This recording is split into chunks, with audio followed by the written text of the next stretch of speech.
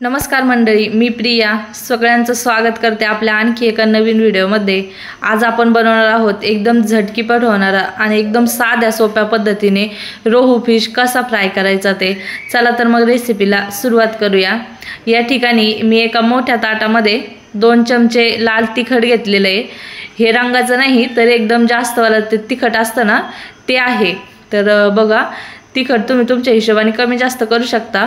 अर्धा चमचा हळद पावडर घेतली, 1 चमचा मालवणी मसाला घेतला आणि 1 चमचा धने पावडर चवीप्रमाणे मीठ घेतलं आणि 1 चमचा आलं लसूण पेस्ट घेतली। आता तुमच्याकडे जर मालवणी मसाला नसेल तर जो तो फिश फ्रायचा मसाला मिळतो ना तो सुद्धा याच्या जागेवर तुम्ही 1 चमचा वापरू शकता। आता 1 लिंबू आपल्याला ह्या संपूर्ण मसाल्यामध्ये पिळून घ्यायचे आणि लिंबाच्या याच्या रसातच आपल्याला हा संपूर्ण मसाला एकजीव करून घ्यायचा आहे। तर बघू शकता संपूर्ण मसाला मी एकजीव करून घेतला। आता ह्याच्यात पाणी घालू नका, लागलं तर तुम्ही लिंबूचा रसच वापरू शकता। आता मासे आणून स्वच्छ करून स्वच्छ धुवून घेतलेले आहेत। आता त्याचं पाणी सुद्धा निथळून घ्यायचं आणि हा संपूर्ण मसाला आपल्याला त्याला अशा पद्धतीने लावून घ्यायचा आहे किंवा कोट करून घ्यायचा आहे। तर छान अशी संपूर्ण माशाला मसाल्याची लेयर ही बसली पाहिजे। संपूर्ण साइडने एकदम सारखी आतून बाहेरून हा संपूर्ण मसाला माशांना चोळून घ्यायचा छानपैकी, जेणेकरून ते खाताना सुद्धा चवदार लागतात। आतून बाहेरून संपूर्ण मी चोळून घेतला त्याला मसाला। आता कमीत कमी अर्धा तास आपल्याला त्याला मॅरिनेट होण्यासाठी ठेवायचे। तुम्ही 10-15 मिनिटं पण ठेवू शकता किंवा अजून थोडा वेळ असेल तर जास्त वेळ पण ठेवू शकता।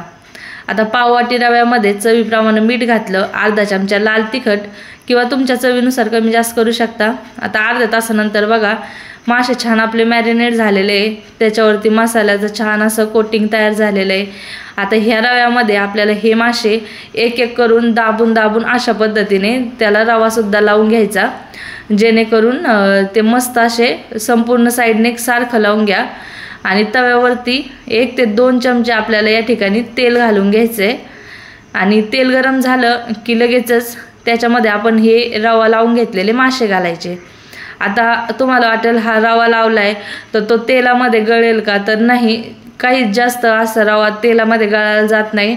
फक्त दाबून माशाला कोटिंग करा, एकदम भारी आपले मसाल्यात हे मासे फ्राय होऊन तयार होतात। एकदम साधी सोपी आणि झटपट रेसिपी आहे।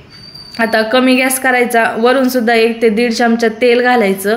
आता तुम्हाला जर याच्यापेक्षा कमी तेल घालायचं असेल ना तसं सुद्धा तुम्ही करू शकता, कमी तेलात सुद्धा तळून होतील। पण जास्त तेल घातलं ना असं 2-3 चमचे तर छान असे कुरकुरीत तयार होतात। तर बघू शकता अशा पद्धतीने एक साईड भाजली, आता दुसरी साईड पलटून घ्यायची 2 ते 3 मिनिटानंतर।